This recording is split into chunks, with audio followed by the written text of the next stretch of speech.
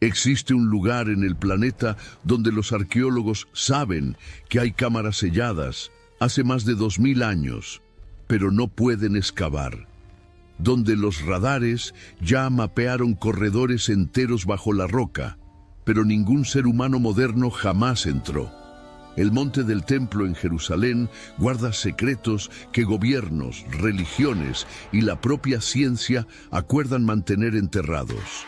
Y lo que ya fue descubierto en los túneles alrededor es lo suficientemente perturbador para justificar el miedo de lo que aún está escondido.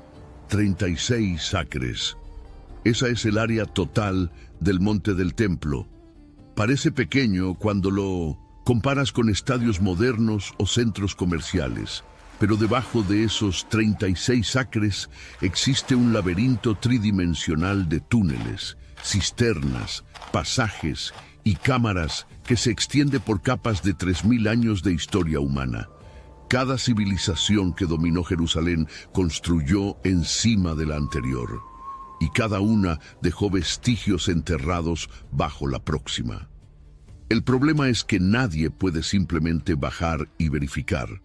El Monte del Templo es el epicentro de 3 religiones. Para los judíos es el lugar donde Abraham casi sacrificó a Isaac en el monte Moría, donde Salomón construyó el primer templo siguiendo las instrucciones que David recibió de Dios, donde la presencia divina habitó en el Santo de los Santos, entre las alas de los querubines.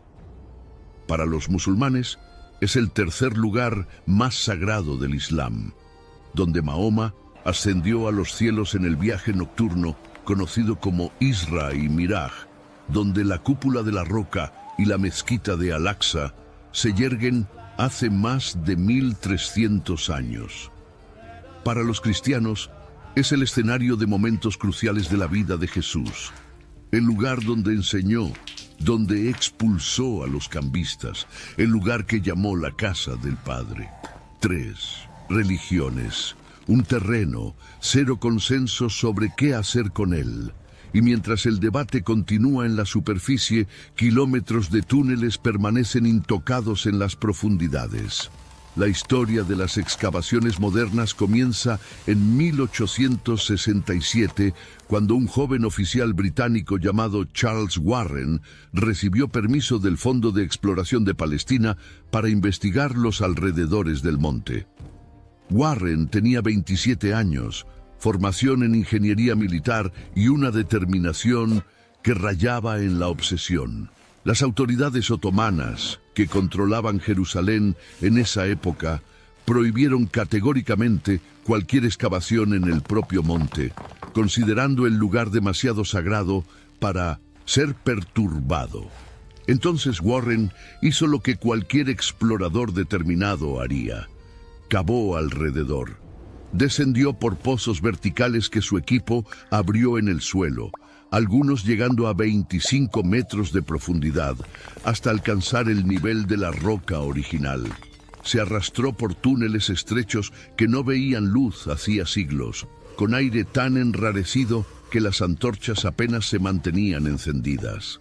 Mapeó cisternas antiguas que aún contenían agua estancada, oscura y helada, incluso en el calor del verano. Contrajo malaria. Casi murió sepultado cuando un túnel se derrumbó. Y documentó algo que cambiaría para siempre la comprensión del lugar. Los cimientos del Monte del Templo no eran naturales, eran artificiales, construidos. Warren descubrió que Herodes el Grande no solo reformó el templo en el siglo I a.C., literalmente expandió el monte, construyó muros de contención gigantescos alrededor de la colina original y rellenó el espacio entre ellos con miles de toneladas de tierra, escombros y piedras, creando una plataforma artificial que duplicó el área disponible para el complejo del templo. El Monte del Templo que existe hoy no es una colina natural con construcciones en la cima. Es una estructura de ingeniería colosal, una montaña hecha por manos humanas, y las piedras que Warren encontró en la base de esos muros desafiaban cualquier explicación razonable para la tecnología de la época.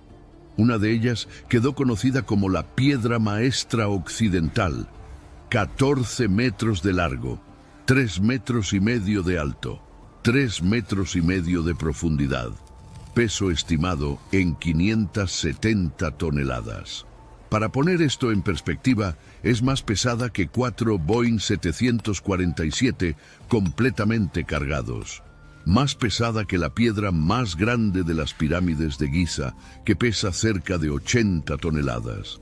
Es una de las piedras más pesadas jamás movidas por seres humanos en toda la historia de la civilización. Y está posicionada no en la base del muro, donde sería relativamente más fácil colocarla usando rampas, sino a 7 metros de altura, encajada con precisión milimétrica entre otras piedras apenas ligeramente menores. Los ingenieros modernos aún debaten cómo fue posible. No existían grúas en la época de Herodes, no existían motores, no existían sistemas hidráulicos. No existía nada más allá de cuerdas hechas de fibras vegetales, rampas de tierra compactada, palancas de madera y fuerza humana bruta coordinada por algún sistema que se perdió en la historia. Y aún así, alguien logró cortar esta piedra en una cantera a kilómetros de distancia, transportarla por terreno irregular hasta el lugar de la construcción, elevarla a una altura de 7 metros y posicionarla exactamente donde debía estar, con márgenes de error menores a 1 centímetro. Warren documentó todo meticulosamente, dibujó mapas detallados, tomó medidas precisas, hizo anotaciones sobre cada descubrimiento, y entonces, después de 3 años de trabajo en las condiciones más adversas imaginables, volvió a Inglaterra. Los túneles volvieron al silencio por casi un siglo. En 1967, todo cambió de forma dramática e irreversible. Israel capturó la ciudad vieja de Jerusalén durante la Guerra de los 6 días, una operación militar que duró solo 3 días en el frente de Jerusalén. Por primera vez en 2000 años, desde la destrucción del templo por los romanos en 70 después de Cristo, los judíos tenían acceso irrestricto al Muro de los Lamentos, el único vestigio visible del complejo del templo de Herodes que permaneció en pie. Pero los arqueólogos israelíes sabían que el muro visible era solo la punta del iceberg. La mayor parte de la estructura herodiana estaba enterrada bajo siglos de escombros acumulados, construcciones medievales abandonadas y depósitos de basura de civilizaciones que vinieron y se fueron. Comenzaron a excavar sistemáticamente. El trabajo fue lento, meticuloso, políticamente explosivo desde el primer golpe de pico. Cada centímetro de avance generaba protestas. Cada descubrimiento se convertía en titular en periódicos de todo el mundo.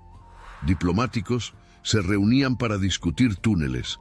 El Consejo de Seguridad de la ONU debatió excavaciones arqueológicas. Pero poco a poco, a lo largo de décadas de trabajo paciente, los túneles del muro occidental fueron revelados al mundo. 488 metros de corredores subterráneos que hoy están abiertos al público. Turistas de todas las nacionalidades caminan por pasajes donde pies humanos no pisaban hacía 2 milenios. Tocan piedras que fueron cortadas antes de que Jesús naciera. Respiran aire que circula por cámaras construidas cuando Roma aún era república. Pero lo que pocos visitantes perciben es que estos túneles representan solo una fracción mínima de lo que existe allí abajo. El primer tramo excavado reveló la continuación del Muro de los Lamentos mucho más allá de lo que era visible en la superficie.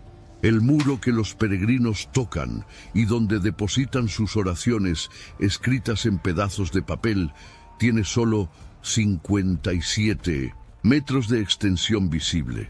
Pero la estructura completa construida por Herodes se extiende por 488 metros, la mayor parte enterrada bajo construcciones medievales mamelucas y otomanas que fueron erigidas usando las ruinas antiguas como cimiento.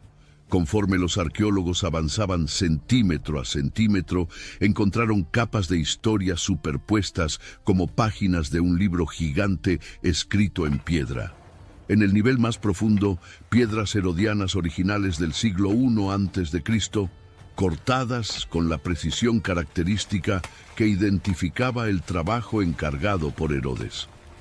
Cada piedra tiene bordes biselados en un patrón específico, una firma visual que permite a los arqueólogos identificar inmediatamente el origen. Encima de ellas, reparaciones romanas del período posterior a la destrucción del templo en 70 después de Cristo, piedras más pequeñas y menos trabajadas usadas para tapar brechas. Más arriba, construcciones bizantinas del siglo IV, cuando Constantino legalizó el cristianismo y los peregrinos comenzaron a llegar en masa. Después, estructuras del período islámico inicial, a partir del siglo VII. Construcciones cruzadas del siglo XII. Reformas mamelucas del siglo XIII. Adiciones otomanas de los siglos siguientes. Cada capa cuenta una historia, y algunas de esas historias son perturbadoras. En una sección específica de los túneles, los arqueólogos encontraron evidencias inconfundibles de destrucción violenta. Piedras carbonizadas con marcas de exposición a temperaturas extremas, capas de ceniza compactada, restos de estructuras que se derrumbaron súbitamente, aplastando lo que había debajo. Objetos cotidianos abandonados apresuradamente. La datación por carbono 14 y el análisis de los artefactos corresponden exactamente al año 70 después de Cristo, cuando las legiones romanas bajo el mando del general Tito sitiaron Jerusalén después de años de revuelta judía. Rompieron las murallas tras meses de asedio brutal e incendiaron el templo en un acto de destrucción que traumatizó al pueblo judío durante los 2 milenios siguientes. El historiador Flavio Josefo, un judío que cambió de bando durante la guerra y presenció la destrucción como observador junto a los romanos, escribió que el fuego fue tan intenso que el oro derretido escurrió por las piedras como lava. Los soldados romanos, para recuperar el metal precioso que se había infiltrado en las grietas de la construcción, desmontaron las paredes piedra por piedra en una operación de demolición sistemática que llevó semanas. La descripción bíblica hecha por Jesús de que no quedaría piedra sobre piedra se cumplió de forma literal y completa.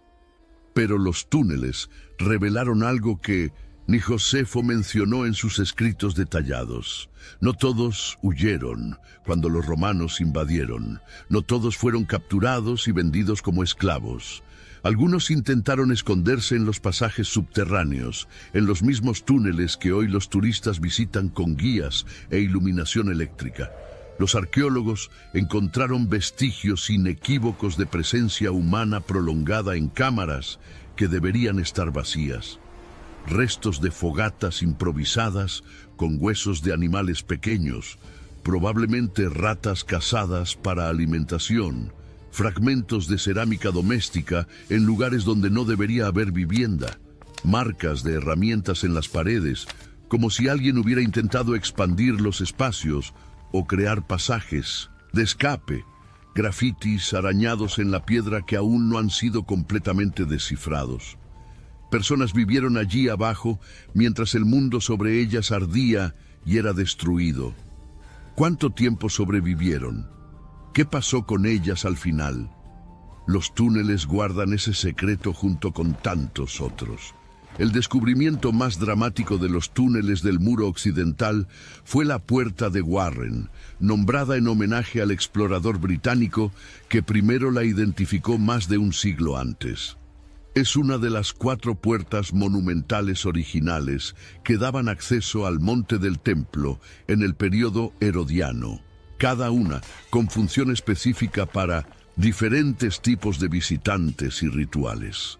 De las 4, 3 fueron completamente selladas o destruidas a lo largo de los siglos por diferentes conquistadores que quisieron borrar los vestigios del pasado.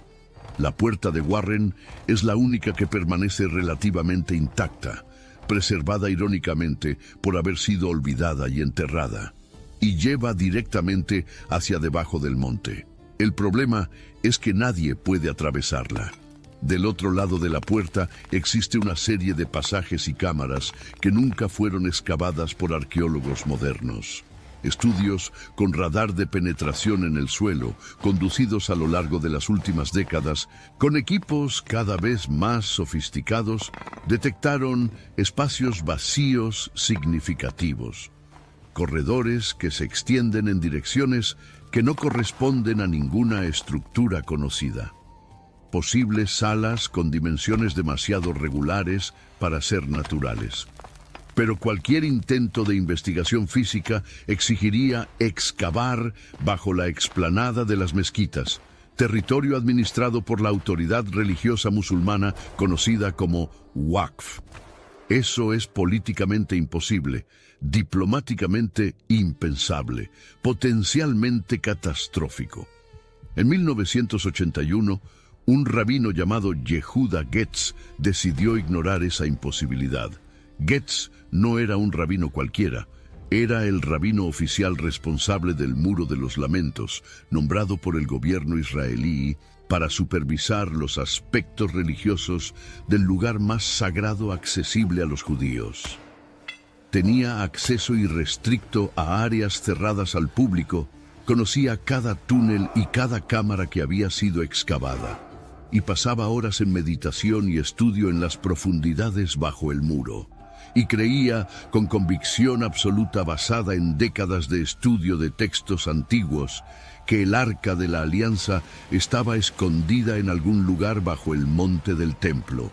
La tradición judía preservada en textos como el Talmud y en escritos medievales sostiene que, antes de la destrucción del primer templo por los babilonios en 586 a.C., sacerdotes fieles recibieron aviso divino del desastre inminente. Trabajando en secreto, escondieron el Arca de la Alianza y otros objetos sagrados en cámaras secretas excavadas bajo el Santo de los Santos, en túneles profundos con pasajes laberínticos, proyectados específicamente para confundir a cualquier invasor que intentara encontrarlos. Si el Arca fue realmente escondida allí, nunca fue encontrada por los babilonios que saquearon el templo. No fue mencionada en los inventarios persas cuando Ciro permitió el retorno de los exiliados. No aparece en ningún registro griego del período helenístico. No fue listada entre los tesoros que los romanos llevaron a Roma después de la destrucción del 70 después de Cristo. Podría aún estar allí, intocada, esperando ser descubierta después de 2600 años. Getz comenzó a excavar secretamente en dirección al monte. Por semanas que se extendieron en meses, él y un equipo pequeño de hombres de confianza trabajaron en silencio absoluto, avanzando centímetro a centímetro a través de un corredor antiguo que parecía llevar directamente bajo la explanada de las mezquitas. Removían piedras de noche cuando el flujo de visitantes disminuía. Cargaban los escombros en baldes para no hacer ruido. Reforzaban las paredes a medida que avanzaban para evitar derrumbes que alertaran a las autoridades. Encontraron un pasaje que no constaba en ningún mapa moderno. Un túnel claramente artificial, con paredes trabajadas y techo abovedado, que databa de un periodo muy anterior a Herodes, basándose en el estilo de construcción, posiblemente del tiempo de Salomón, posiblemente aún más antiguo. El pasaje continuaba en la oscuridad más allá del alcance de sus linternas. Entonces, las autoridades musulmanas descubrieron. Lo que sucedió después depende enteramente de quién cuenta la historia. Según fuentes israelíes, hubo un enfrentamiento tenso pero contenido, con guardias del Waqf llegando al lugar y exigiendo la interrupción inmediata de los trabajos.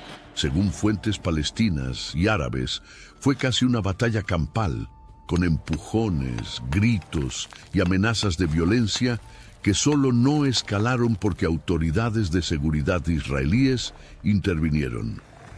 Lo que es hecho documentado e incontestable es el resultado. El túnel fue sellado permanentemente con concreto armado. Toneladas de material fueron vertidas en el pasaje para garantizar que nadie jamás pasaría por allí nuevamente. El descubrimiento de Getz, fuera lo que fuera, fue enterrado por segunda vez. Getz murió en 1995, 14 años después del incidente, sin jamás revelar públicamente los detalles completos de lo que vio al final de aquel corredor. En entrevistas a los pocos periodistas que conseguían acceso a él, siempre afirmó que estaba muy cerca de algo importante, que había encontrado evidencias que confirmaban las tradiciones antiguas, pero nunca especificó exactamente qué. Llevó el secreto a la tumba. El concreto permanece hasta hoy, sellando lo que sea que exista más allá. Además de los túneles del muro occidental, existe otro sistema subterráneo que revela la verdadera escala de lo que está escondido bajo Jerusalén.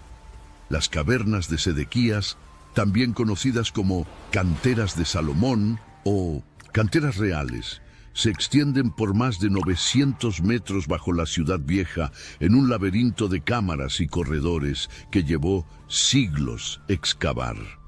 Son las cavernas artificiales más grandes de Israel y posiblemente la fuente original de las piedras usadas en la construcción del primer templo hace 3000 años.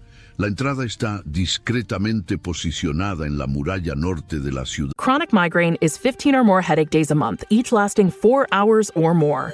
Botox, onabotulinum toxin A, prevents headaches in adults with chronic migraine before they start. It's not for those with 14 or fewer headache days a month. It prevents on average 8 to 9 headache days a month versus 6 to 7 for placebo.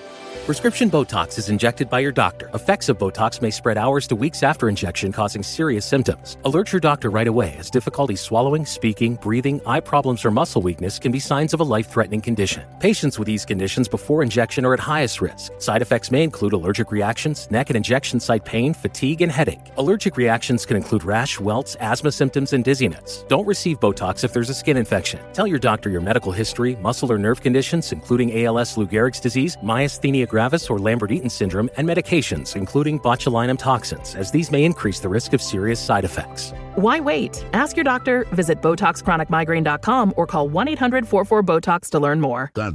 Cerca de la puerta de Damasco, fácil de pasar desapercibida si no sabes exactamente qué buscar. Una abertura relativamente pequeña en la base de la muralla otomana, parcialmente cubierta por vegetación, que no sugiere en nada la magnitud de lo que existe más allá. Pero una vez dentro, después de descender una rampa empinada en la oscuridad creciente, la escala se revela impresionante. Cámaras enormes donde equipos de cientos de hombres trabajaban simultáneamente hace milenios, extrayendo bloques de caliza blanca para las construcciones de arriba. Techos que llegan a 15 metros de altura en algunos puntos, sostenidos por pilares naturales de roca que los antiguos cortadores dejaron intencionalmente como soporte. Marcas de herramientas aún visibles en las paredes, congeladas en el tiempo hace 3000 años, mostrando exactamente cómo cada bloque fue separado de la roca matriz. El libro de Primer Reyes, capítulo 5, menciona que las piedras del templo de Salomón fueron cortadas y preparadas completamente lejos del lugar de la construcción, para que ningún sonido de martillo, hacha o cualquier herramienta de hierro fuera oído en el sitio de obras durante la edificación del santuario. Era una exigencia de santidad. El lugar donde Dios habitaría no podía ser profanado por el ruido de construcción. Las cavernas de Sedequías corresponden perfectamente a esa descripción bíblica. Aquí abajo, en las profundidades de la tierra, el ruido podía ser ensordecedor sin que nadie en la superficie oyera.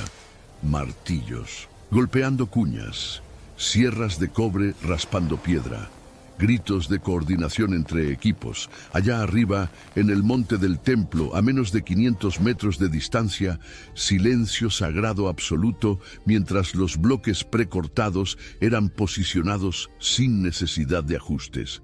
Pero las cavernas también guardan misterios que nadie logró explicar satisfactoriamente.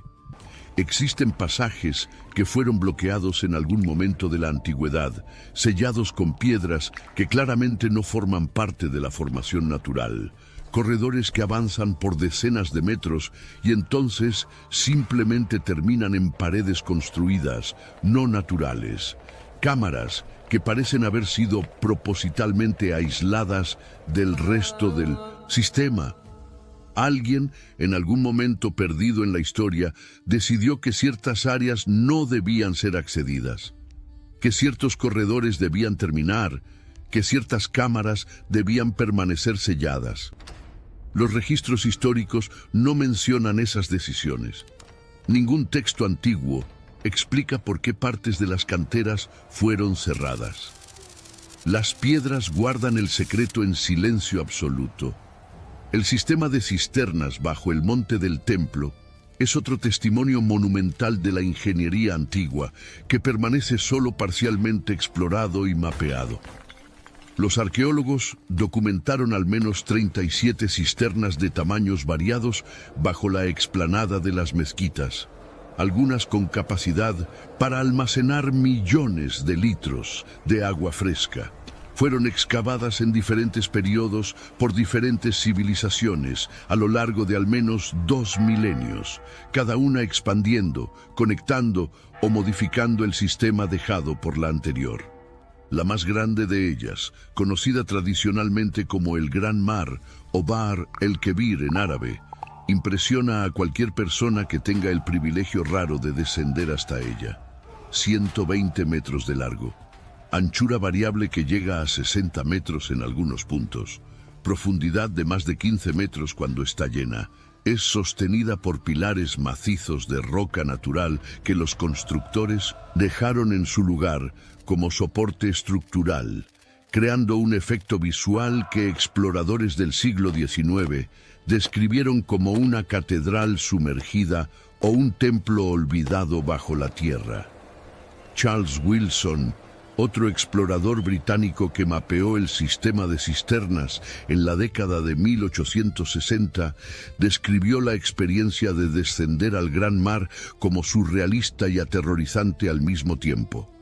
Silencio absoluto, excepto por el ocasional gotear de agua infiltrándose por las grietas.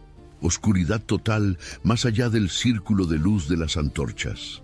La sensación constante de estar en un lugar que no fue hecho para que seres humanos habitaran, sino solo para guardar el agua que mantenía viva la ciudad.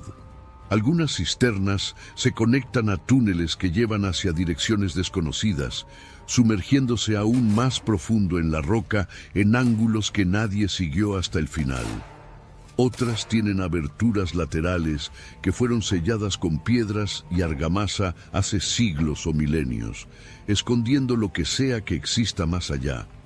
El mapeo completo del sistema nunca fue hecho porque exigiría acceso sistemático que las autoridades religiosas musulmanas no permiten y que la situación política hace imposible negociar.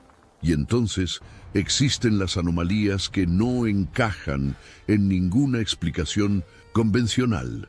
Estudios con radar de penetración en el suelo y otras tecnologías de detección remota, conducidos discretamente por equipos israelíes, estadounidenses y europeos a lo largo de las últimas décadas, detectaron estructuras subterráneas que no corresponden a nada en los registros históricos conocidos. cámaras rectangulares con dimensiones regulares en profundidades donde, teóricamente, no debería haber construcción humana. Corredores que parecen conectar diferentes partes del monte por rutas que ningún mapa antiguo menciona y ningún texto describe. Espacios vacíos demasiado grandes para ser formaciones geológicas naturales, demasiado regulares para ser resultado de erosión accidental. ¿Qué son esas estructuras que los radares detectan, pero que ningún ojo humano moderno jamás vio?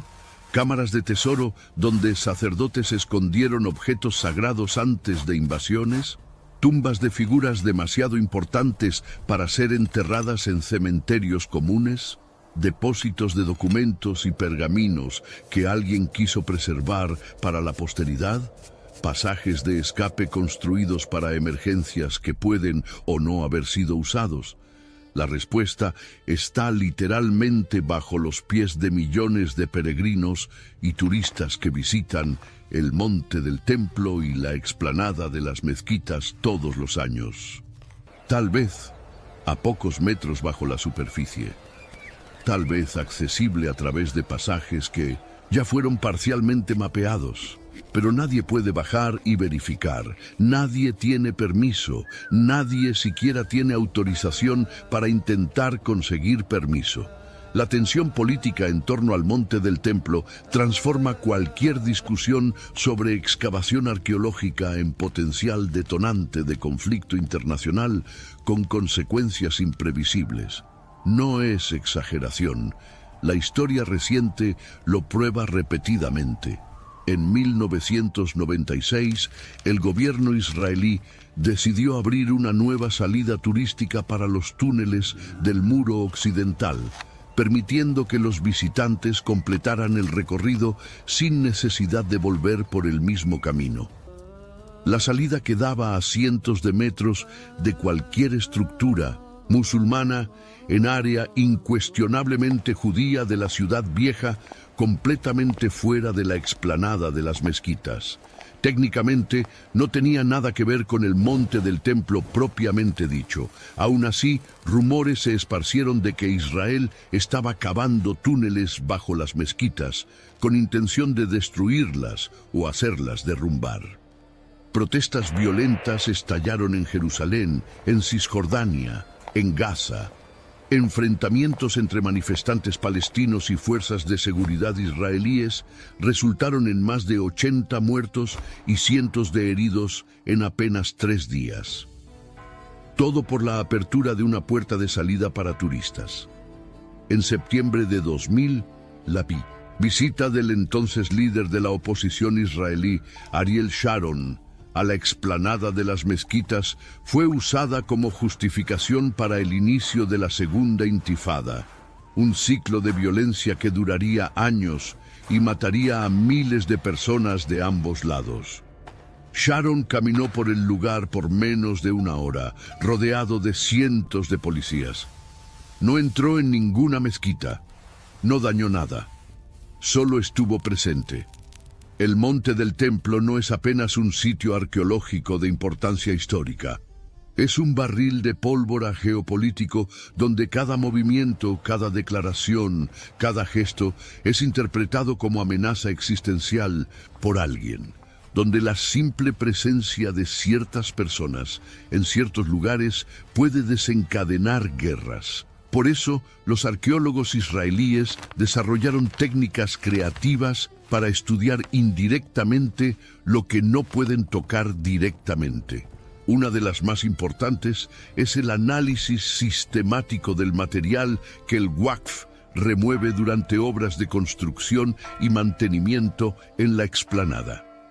En 1999, la autoridad religiosa musulmana decidió construir una nueva entrada para una mezquita subterránea, conocida como Establos de Salomón, localizada en la esquina sureste de la explanada. Para crear el acceso, removieron miles de toneladas de tierra y escombros, usando tractores y camiones, vertiendo el material en un valle cercano como si fuera basura de construcción común. Para los arqueólogos, fue un desastre de proporciones históricas. Aquel material contenía artefactos de 3000 años de ocupación humana continua. La estratigrafía, la organización en capas que permite datar y contextualizar descubrimientos, fue completamente destruida. Objetos que podrían revelar secretos fueron mezclados, quebrados, perdidos para siempre. Pero algunos arqueólogos decidieron salvar lo que fuera posible del desastre. Crearon un proyecto llamado Temple Mount Sifting Project, movilizando miles de voluntarios a lo largo de años para tamizar manualmente el material que el Waqf había descartado, balde por balde, puñado por puñado, buscando fragmentos de historia en lo que otros consideraban escombros. Encontraron miles de artefactos que cuentan historias fascinantes. Monedas de prácticamente todos los períodos de la historia de Jerusalén, desde el reino de Judá hasta el período otomano. Fragmentos de cerámica con inscripciones en hebreo antiguo que datan del período del primer templo. Puntas de flechas de diferentes épocas y diferentes ejércitos. Sellos oficiales que pertenecieron a funcionarios del gobierno judío hace 2500 años. Piezas de joyería, dados de juegos, huesos de animales que corresponden a las especies sacrificadas según los rituales del templo. Cada objeto es una ventana hacia lo que existe allá abajo, bajo la superficie que nadie puede excavar. Pero ventanas no son puertas. Ver fragmentos no es lo mismo que explorar sistemáticamente. Encontrar objetos descontextualizados no sustituye una excavación arqueológica adecuada. La tradición religiosa judía ortodoxa prohíbe a los judíos observantes pisar la explanada de las mezquitas porque, sin saber la localización exacta del Santo de los Santos, el lugar más sagrado donde solo el sumo sacerdote podía entrar una vez al año, cualquier persona podría accidentalmente profanar el terreno sagrado. Es una prohibición que la mayoría de los rabinos ortodoxos mantiene hasta hoy, aunque algunos estudiosos discrepan y argumentan que ciertas áreas son ciertamente seguras. La tradición religiosa islámica considera cualquier excavación bajo las mezquitas como ataque directo a la fe musulmana, un intento de minar literalmente los cimientos del tercer lugar más sagrado del Islam. Líderes religiosos musulmanes frecuentemente niegan que algún templo judío haya existido en el lugar, llamando a las evidencias arqueológicas fabricaciones sionistas. El gobierno israelí, por razones diplomáticas que superan consideraciones religiosas o arqueológicas, mantiene el status quo establecido después de 1967. Los judíos pueden visitar la explanada en horarios restringidos, pero no pueden rezar visiblemente. Los musulmanes mantienen control administrativo a través. Tomorrow morning is knocking. Stock your fridge now. How about a creamy mocha frappuccino drink? Or a sweet vanilla? Smooth caramel maybe? Or a white chocolate mocha? Whichever you choose, delicious coffee awaits. Find Starbucks Frappuccino drinks wherever you buy your groceries. Ryan Reynolds here from Mint Mobile. I don't know if you knew this, but anyone can get the same premium wireless for $15 a month plan that I've been enjoying. It's not just for celebrities. So do like I did and have one of your assistants switch you to Mint Mobile today. I'm told it's super easy to do at mintmobile.com/switch. Upfront payment of $45 for 3-month plan, equivalent to $15 per month required. Intro rate first 3 months only, then full price plan options available. Taxes and fees extra. See full terms at mintmobile.com. A través del Waqf jordano. Cualquier cambio en ese arreglo es considerado línea roja por múltiples partes. El resultado es un acuerdo tácito de parálisis que ninguna parte está totalmente satisfecha, pero que todas prefieren a la alternativa del conflicto abierto. Los túneles permanecen inexplorados. Las cámaras permanecen selladas. Los radares muestran lo que no puede ser tocado. Los secretos permanecen secretos. Y mientras la situación política mantiene todo congelado, teorías sobre lo que está escondido proliferan y se multiplican. Algunos estudiosos y religiosos creen firmemente que el Arca de la Alianza permanece en una cámara directamente debajo de donde quedaba el Santo de los Santos, exactamente donde la tradición judía siempre dijo que sacerdotes leales la escondieron antes de la destrucción babilónica. Argumentan que la ausencia de cualquier mención al arca en los registros de saqueo, tanto babilónicos como romanos, es evidencia de que nunca fue encontrada porque estaba demasiado bien escondida. Otros sostienen que el arca fue llevada a Etiopía por el hijo de Salomón con la reina de Saba, una tradición preservada por la Iglesia Ortodoxa etíope que afirma guardar el objeto sagrado en la iglesia de Santa María de Sion, en la ciudad de Aksum, hasta hoy. Según esa teoría, lo que fue escondido bajo el templo sería una réplica u otros objetos sagrados, no el arca original. Existen teorías sobre tesoros inmensos del templo escondidos antes de la invasión romana, oro y plata acumulados durante siglos de donaciones e impuestos religiosos. Sobre pergaminos y documentos sagrados preservados en jarras selladas, como los famosos manuscritos del Mar Muerto, encontrados en las cuevas de Qumran. Sobre pasajes secretos que conectan el monte a lugares distantes de la ciudad, rutas de escape para emergencias que pueden nunca haber sido usadas o pueden haber salvado vidas en momentos de crisis. Algunas teorías son sobrias y académicamente respetables, otras rozan la fantasía. Ninguna puede ser verificada mientras la situación permanezca como está. Todas continúan técnicamente posibles.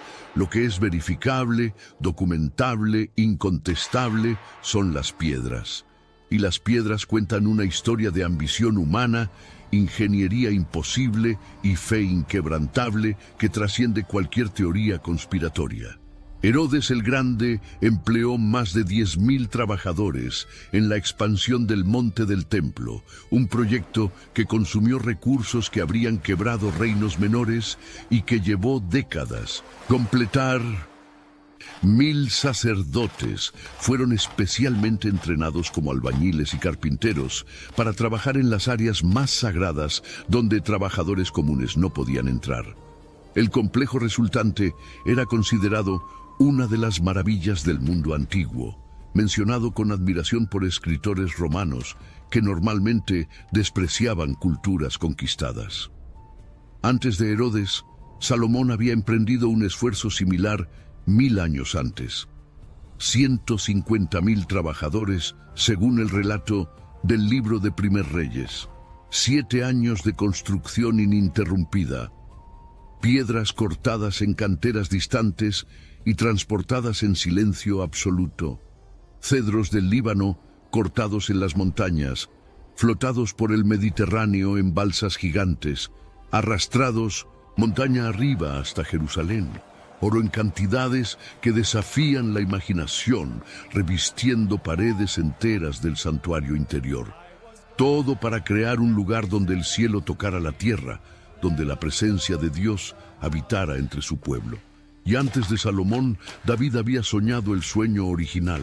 Compró la era de Araúna el Jebuseo en la cima del monte, pagando el precio completo, incluso cuando el propietario ofreció donar la tierra gratuitamente. Reunió materiales durante años. Planificó cada detalle del templo que quería construir, pero no pudo ejecutar la construcción porque tenía demasiada sangre en las manos. Sangre derramada en guerras que Dios había ordenado, pero que aún así manchaban. El sueño pasó a su hijo Salomón. La construcción esperó una generación entera. 3000 años de sueños, construcción y destrucción.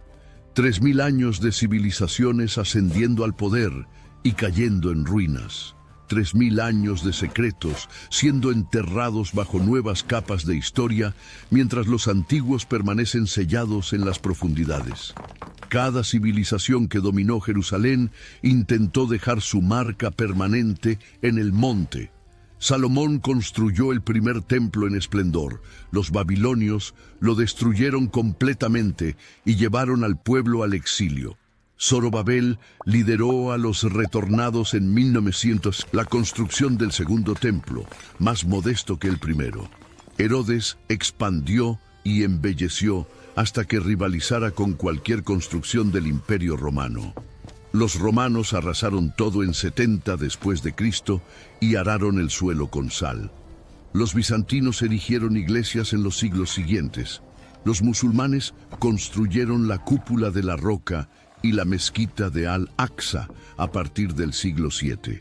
Los cruzados conquistaron y transformaron mezquitas en iglesias en el siglo XI.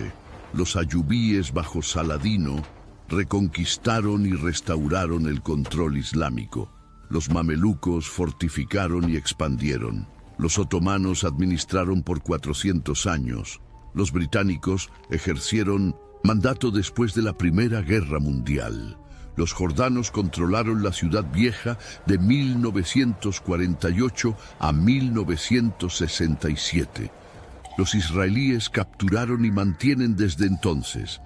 Imperios enteros nacieron, dominaron el mundo conocido y desaparecieron de la historia, mientras los túneles bajo el monte permanecían en silencio. Y bajo todo eso, bajo cada capa de construcción y destrucción, bajo cada civilización que vino y se fue, los túneles permanecen. Testigos silenciosos de ejércitos que marcharon en conquista y después se volvieron polvo.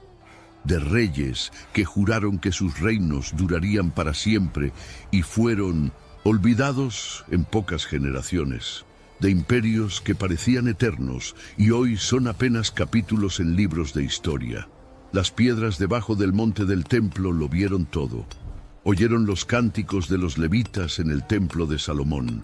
Sintieron el calor del fuego babilónico.